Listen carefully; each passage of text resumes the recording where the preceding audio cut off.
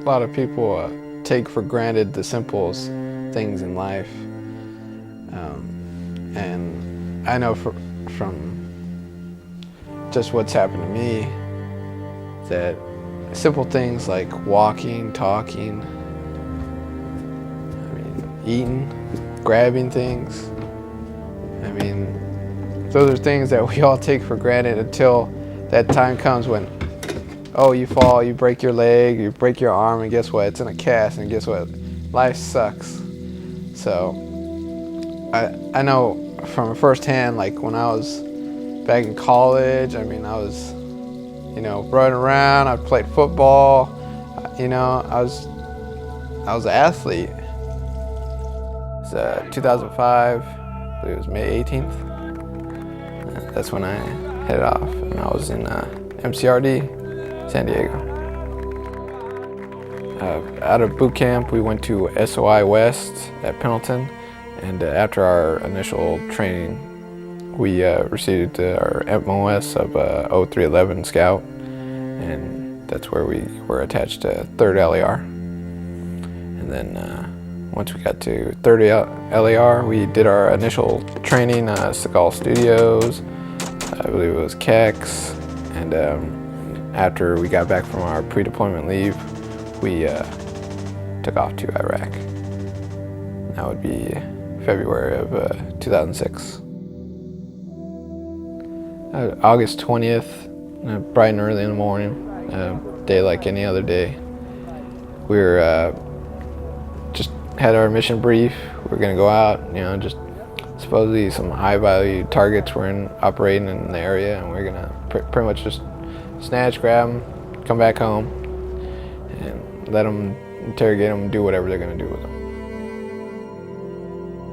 We got to our mission, hit it, no casualties, no one fired a shot, nothing. We rounded them up, pretty simple, loaded them up, and started, headed back home. And I was popped up in the scout hatch of the LAV.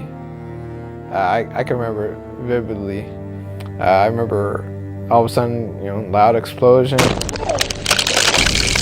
thrown in the air, fracture in my left ulna and radial. I was burned most of the third and second degree, so I lost most of my feelings. And my jaw was fractured in 37 pieces. I remember looking through my eyes and I could see like flames. Oh, stupid, you're on fire. Stop, drop, and roll. One of my good buddies, I guess his vehicle rolled around and they put me out, and then they grabbed me from the harness and they drug me to a little, I wouldn't say a hill, but whatever cover they could find, and while rounds were cooking off, explosions from the vehicle, they're protecting me.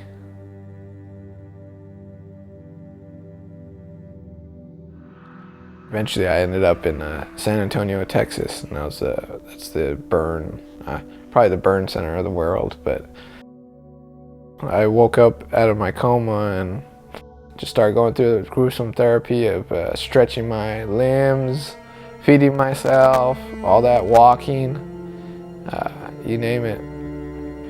Once in a while I'll have a surgery for an elbow release or a wrist release, or some sort of crazy surgery. I was there at Brooke Army Medical Center for about 6 years.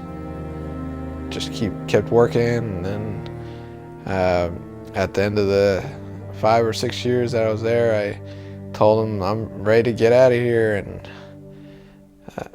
I'm ready to go do something.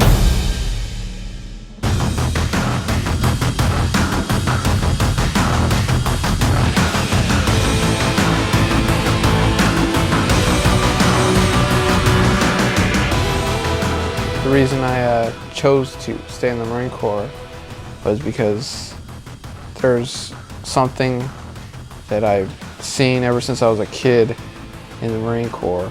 It's a camaraderie that you cannot find anywhere else, not in any of the other branches, not in any job, I'd like to be a good example for those Marines that if I could do it, they could do it. They see me out there doing their little PT with them, or kicking their butt on a PFT. I think that's going to motivate them to, hey, well, why is this guy, passing me, or why is this guy, doing as many pull-ups as I can do, or something like that. It's gonna make them kick it up a notch, because they're gonna be like, well, I'm younger, I mean, there's nothing wrong with me. Why can't I do it, If we commit to something, we need to go 110%. We can't lollygag, we can't waver. We have to be true to our faith, true to our core. My name is Isaac Gallegos, Sergeant in the United States Marine Corps, stationed Camp Pendleton, California, but currently going to school at Camp Johnson, North Carolina.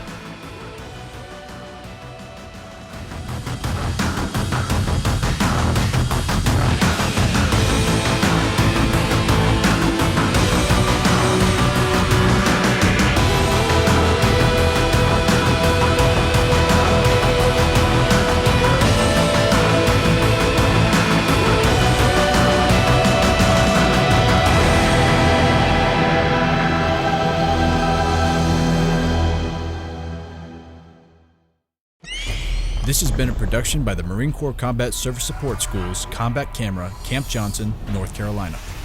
The use of this production is intended for training of Department of Defense personnel. Copying and dissemination of this product is prohibited.